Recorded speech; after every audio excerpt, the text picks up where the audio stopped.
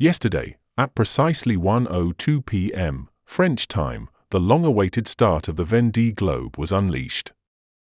40 skippers, driven by dreams as vast as the sea itself, set off on a legendary voyage, solo, non-stop, unassisted, embarking on a journey of over 24,000 nautical miles, around 45,000 kilometers, around the globe. They sailed into fickle winds, whispering between 4 and 7 knots, a gentle beginning to what will be an epic race. The serene start was a stark contrast to the morning's whirlwind of emotions. At dawn, between 8 and 10 a.m., they cast off their moorings after tearful farewells on the docks. As they navigated the iconic channel of Lay Sabb, they waved to the hundreds of thousands who had gathered, shoulder to shoulder, lining the quays with cheers and hope, a sea of faces there to send them off. In those final moments before the gunshots start, the last crew members took a leap into the water, leaving the skippers alone with the boundless ocean ahead. Today, as the wind begins to rise, they will face their first night at sea, just them, their boats, and the infinite horizon. It's the start of a journey measured not just in miles, but in heartbeats, a dance with the elements, and a testament to human spirit across the vast, untamed oceans.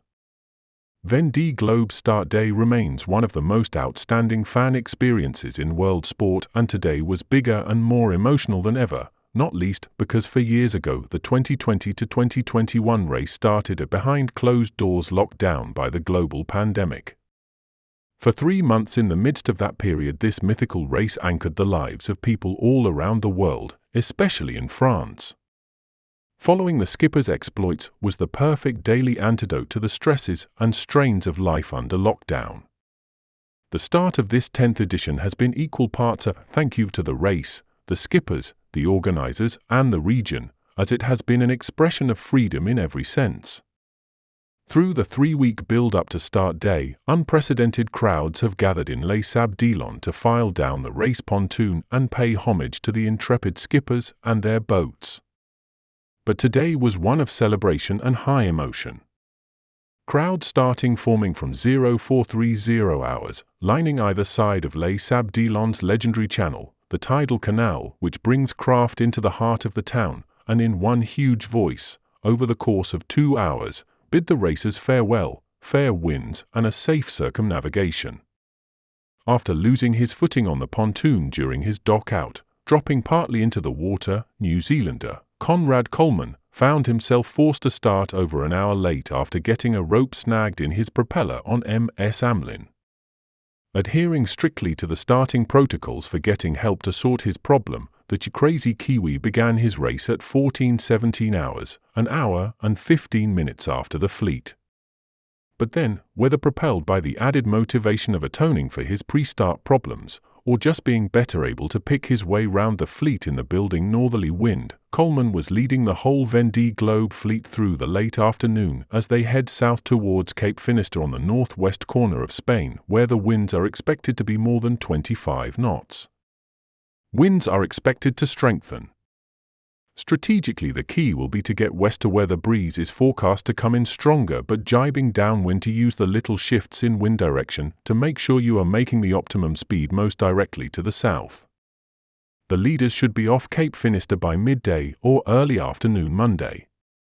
Pip Hare of Great Britain, Medalia said, "I'm pumped, absolutely pumped. I think everyone just wants to get away safely, that's all we can ask. We know the breeze will build and we'll be able to get sailing. It's better this at the start than 30 knots of wind. The atmosphere is amazing and the welcome is brilliant from all these people here. It makes me feel good and it's a great vibe. It feels like everyone feels like I do and has the same sense of excitement and love for the sport, and they all want me to do well. It is just the most incredible experience." Sables of Hungary, on New Europe, "I was very excited last night. I wouldn't say that I slept well, but I know that before a race I won't sleep. So I had a good sleep one night before, and now I'm well rested and really looking forward to the start and being alone on the sea. The weather is quite nice, it's perfect for the spectators, with light breeze so everyone can follow us. After that I hope we can get some good wind and go straight to the south. Kiwi Conrad Coleman, on MS Amlin. This is an incredible day, and it marks the end of an insane and incredible journey that has brought me here. Just getting this boat and this team to the start line today was 3 years of really non-stop work. It's an incredible chapter of my life. I'm very excited about it, very proud of it, and now I can't wait to get going. Oliver here, from Switzerland, sailing Tut Gut. It's very special here and very intense. You have to savor this moment. We've all worked very hard to be here, and it's all culminating here now. I have very strong feelings inside. For years ago I was on Hugo Boss with Alex Thompson in the channel, so I kind of know what it is. It will be very special and a memory to keep inside. When it gets difficult in the race, it will be good to think back to this moment. Sam Davies, Initiatives Car. I slept surprisingly well for the eve of the Vondée Globe. I can't wait to set off. I'm delighted to be one of the first to leave the pontoon. I'm going to have a little nap before the start and then work on the weather with my team. I'm really looking forward to this evening, out in the open sea, under the big Jenica, going all out, but the atmosphere is really incredible. There are people everywhere. D-Day is always a bit stressful, but I'm storing up all the energy here for the difficult times ahead. It's an honor to have this beautiful boat, Initiatives Car. I'm proud because we've worked hard and achieved some good results over the past 2 seasons, but I'm not putting too much pressure on myself either because it's a huge opportunity. I'm just going to carry on sailing as I have in previous races and try to put the pressure on those in front rather than on me.